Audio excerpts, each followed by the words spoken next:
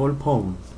Volpone is a comedy by Ben Jonson, first produced in 1606, drawing on elements of city comedy, black comedy, and beast fable.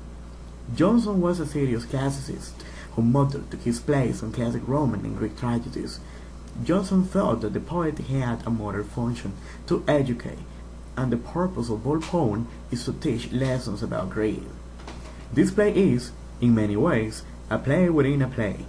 Volpone and Mosca are actors playing roles throughout, but they are also directors leading the three fortune hunters, Corbino, Voltor, and Corbaggio, through their performances. Volpone, a Venetian gentleman, is pretending to be on his deathbed after a long illness in order to deceive Voltore, Corbaggio, and Corbino, who aspire to his fortune. Mosca, who's Volpone's assistant, encourages them, making each of them believe that he has been named in the will, and getting Corbaggio to disinherit his son in favor of Volpone. Mosca mentions in passing that Corbino has a beautiful wife, Celia, and Volpone goes to see her in the disguise of Escoto, the mountebank. Corbino drives him away, but Volpone is now insistent that he must have Celia for his own.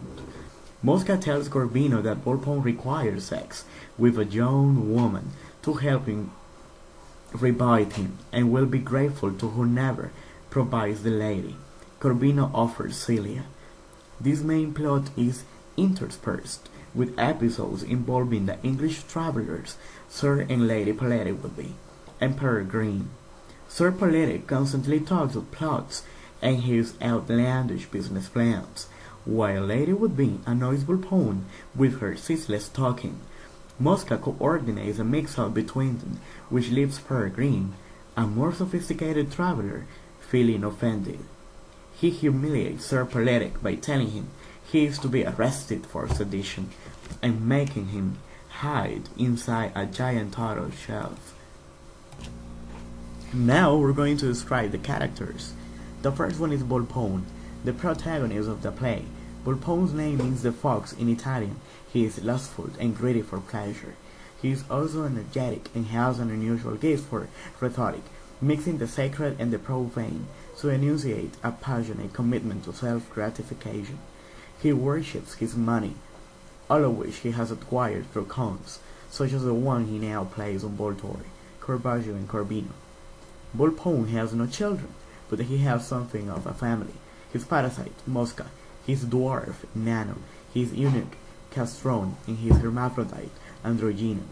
Mosca is his only true confidant, and he begins to lust fervently after Celia upon first setting eyes on her. The second one is Mosca. Mosca is Volpone's parasite, a combination of his slave, his servant, his lackey, and his surrogate child. Though initially, and for most of the play, he behaves in a servile manner towards Volpone, Mosca conceals a growing independence he gains as a result of the incredible resourcefulness he shows in aiding and abetting Volpone's confidence gain.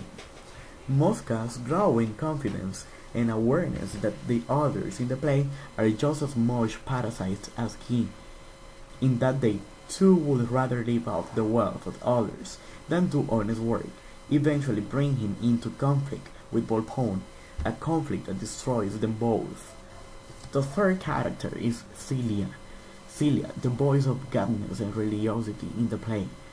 Celia is the wife of Corbino, who is extremely beautiful, enough to drive both Volpone and Corbino to distraction. She is absolutely committed to her husband, even though he treats her horribly, and has a faith in God and sense of honor, traits which seem to be lacking in both Corbino and Volpone. These traits guide her towards self-restraint and self-denial.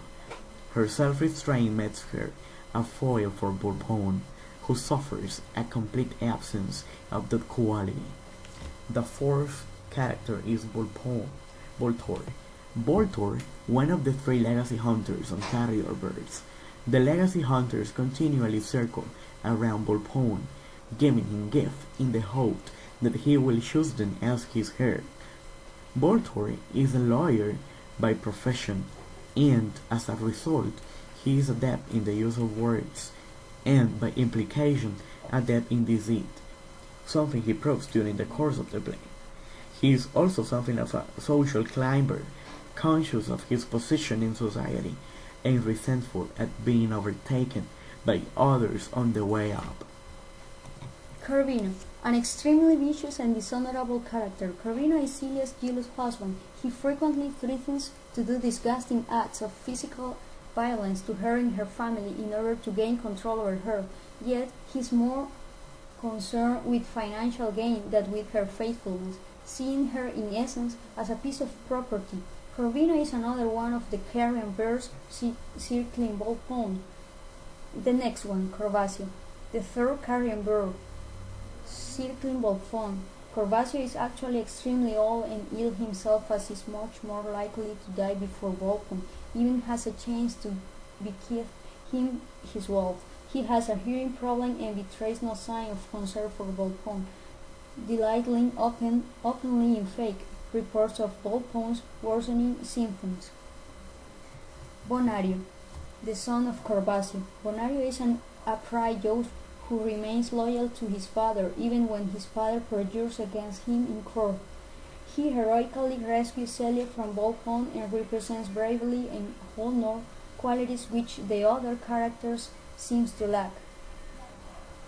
The next one, Sir Politic, an English knight who resides in Venice. Sir Politic represents the danger of moral corruption that English travelers face when they go abroad to the continent, especially to Italy.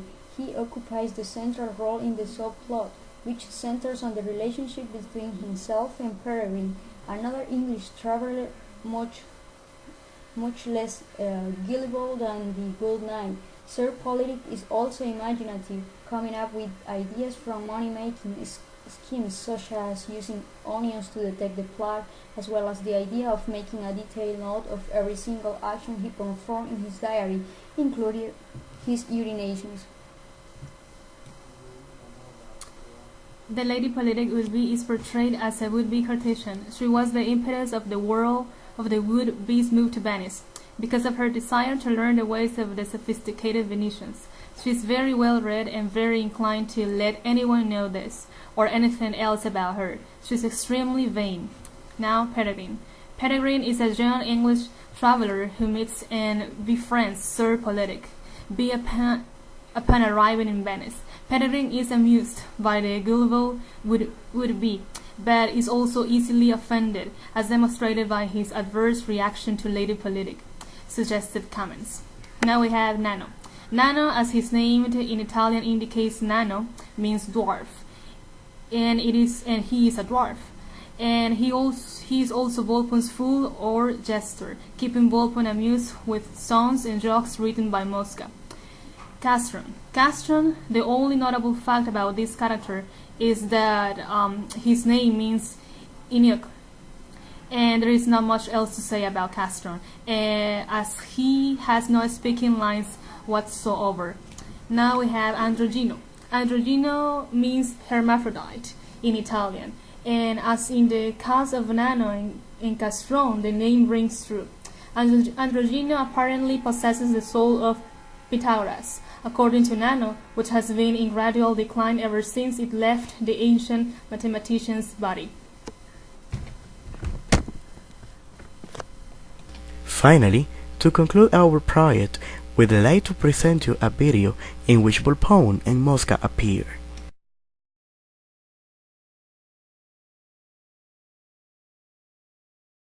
But your sweet nature doth abhor these courses.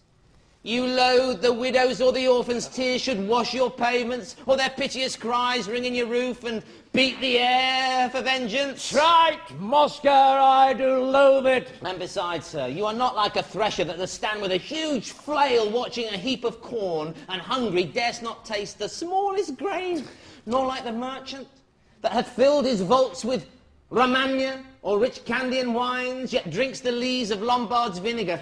You will not lie in straw, whilst moths and worms feed on your sumptuous hangings and soft beds. You know the use of riches, and dare give now from that bright heap to me. you poor observer. Old Mosca, take thee of my hand. Thou strikest on truth in all, and they are envious term thee parasite.